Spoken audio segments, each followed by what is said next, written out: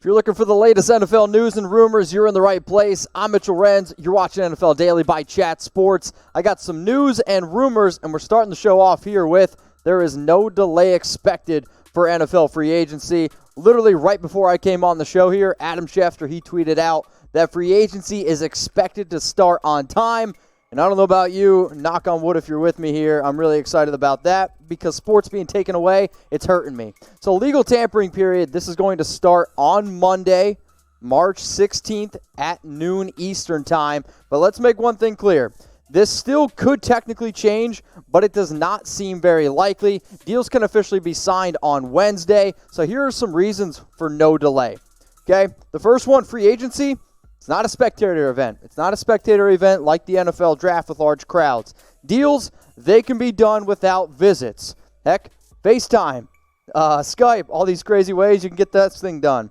And then what happens if they push it back 2 weeks and then the Gobert, we have to call this thing the you know what that we're not allowed to say on YouTube, the Gobert, because YouTube doesn't like it. What happens if it gets worse? Delaying it might only make things worse and not fix any issues. So let's look here right now at some key NFL offseason dates. Again, March 16th, noon Eastern time. That's the deadline to use the franchise tag.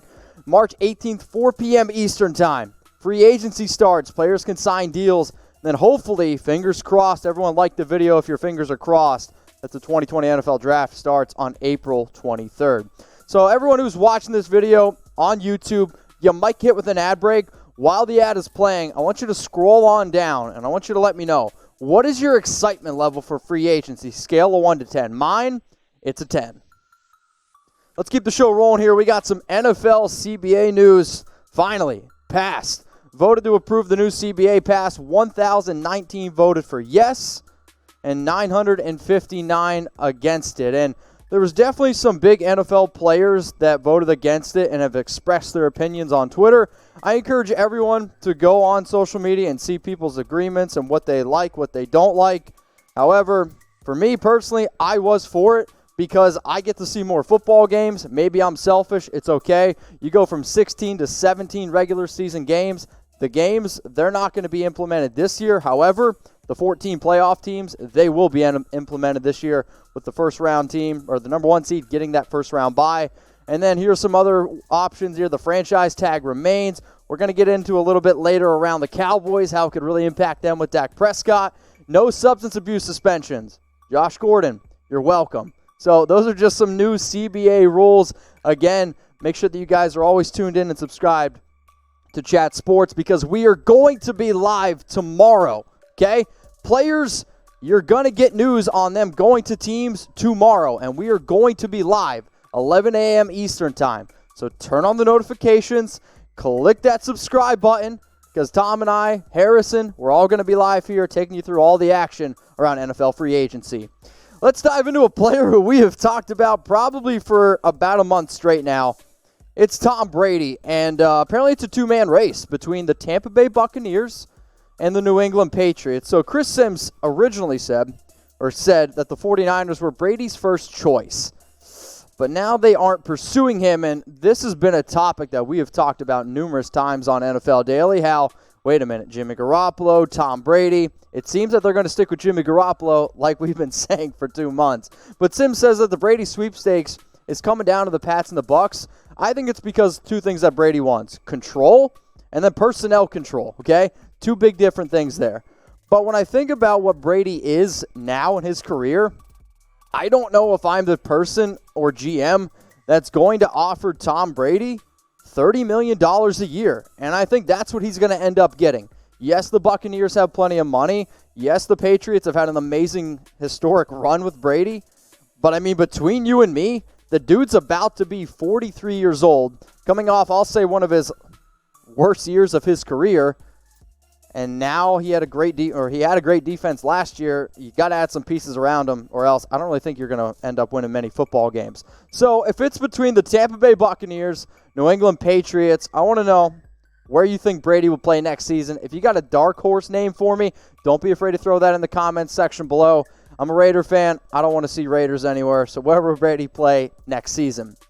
Now, we also have some deals here for you guys. Got some price drops. Shout out your favorite team in the comments section, and then go get a jersey. Chatsports.com/jersey deal. All these jerseys that you're going to see on screen, they are Nike jerseys, but also it's not just the ones that you see on screen. Go get your favorite player, or you can go get your favorite team jerseys. Again, every single jersey underneath $80. I'll put it in the comments. I'll put it in the description. So all you got to do is click on chatsports.com/jersey deal. If you're a Titans fan, I got a jersey that maybe you should go out and buy. It's a Ryan Tannehill one because this man just signed a 4-year, $118 million deal for basically going 7-3 as a starter in the regular season. Yes, he still played well in the playoffs where they beat New England and they beat Baltimore. But still, for the Titans, you go to the AFC Championship game for the first time since 1999, and you could say it's because of Ryan Tannehill and what he did when he stepped in for Marcus Mariota. I might be the guy that said he might just be a product of a system with a lot of talented players around him, plus a great running game. But I will say I'm going to tip my cap to the 2019 NFL Comeback Player of the Year in Tannehill because I counted them out, and I think everyone who watches the NFL and watches sports probably counted Ryan Tannehill out. But the man came in for a Titans team that was 2-4 at a time, led them to the playoffs, took them to 2 playoff wins, played very well, and now he's got $97 million guaranteed. He's making $29.5 million. All I can hope in my entire life is that at some point I am guaranteed $97 million. Who says no to that? But I think, again, this is just more of an example of some of these dominoes starting to fall because the new CBA got passed. We talked about Tom Brady. Ryan Tannehill signed his deal. The real domino that I'm really interested to see what happens is around Dak Prescott. So let's talk about Dak and the Cowboys because the clock, it's ticking really, really quick because now they got less than 24 hours before the start of legal tampering period for free agency. And for those of you that are subscribed to our channel and for those of you that have the noties turned on, you'll know that Dak is our number 1 quarterback, number 1 free agent prospect right now. And for good reason, because he is coming off a career year where he threw for 30 touchdowns, 4,092 yards. Okay, almost 5,000 yards. Like, Dak at age 26, since he came into the league in 2016, since he's taken over for Tony Romo, he's won the division twice. He's gotten to the playoffs. He's done almost everything that he possibly could do, I think, to win football games. And I hate the argument, oh, Dak can't beat good teams. Dak's doing his part. I think you got to almost point the finger sometimes at the people around him. So, again, I think when you look at what Ryan Tannehill got with the new CBA rules and with the clock ticking, the Cowboys have a tough decision. So maybe some of our viewers, because I know we have a lot of Cowboys fans out there, can maybe help them make a decision. So if you had to pick one to tag, who would you go with? So, Tom, shout out to my man Tom Downey. He does a great job over at the Cowboys Report. Put these numbers up here because this is basically what it's going to cost to tag him. So you can tag Dak at $31.6 million, or you can tag Amari Cooper at $18 million. So in the comments section below, let me know. Who would you tag? Type D for Dak or type C for Amari. All right, let's keep the show rolling because we did have some NFL news today. We got a trade. Yeah, awesome. The Ravens, they traded a 5th-round pick for Calais Campbell. And I'm a big fan of Campbell.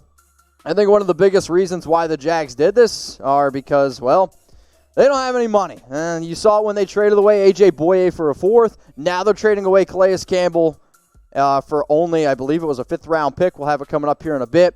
But it was 2 years, $27 million extension for a 5-time Pro Bowler over the last 6 seasons. Like, I understand some people might think that Calais is taking a step back. But when you have a season where you have 14.5 sacks, 10.5 sacks, guess what? You might see a little bit of a decline. I'll also say it's because the Jags haven't been as solid of a team. But let's get one thing straight, okay? Calais Campbell, he is an amazing defender. Who won the Calais Campbell trade? Was it the Baltimore Ravens or the Jacksonville Jaguars? I want you to type BAL for the Ravens, JAC for the Jags. For me, I think it's easily the Baltimore Ravens, a team that was 14-2 last season. And how was the way that they got knocked out of the playoffs? Getting absolutely steamrolled by Derrick Henry. So what do? You try to beef up that defensive line, maybe go out and get a Calais Campbell for a team that right now is trying to win a Super Bowl. Let's go into the last thing today on NFL Daily. The Colts, they re-sign Anthony Castonzo. They're really trying to, I think, beef up that offensive line. My man gets 2 years, $33 million. He becomes the highest paid left tackle per year. And I like this because he wants to finish his career in Indianapolis. And I don't think we see that nearly enough in the NFL. I like this move for Castonzo. Now the move for the Colts, and another reason why you should subscribe. Who's going to be the guy that Castonzo's blocking?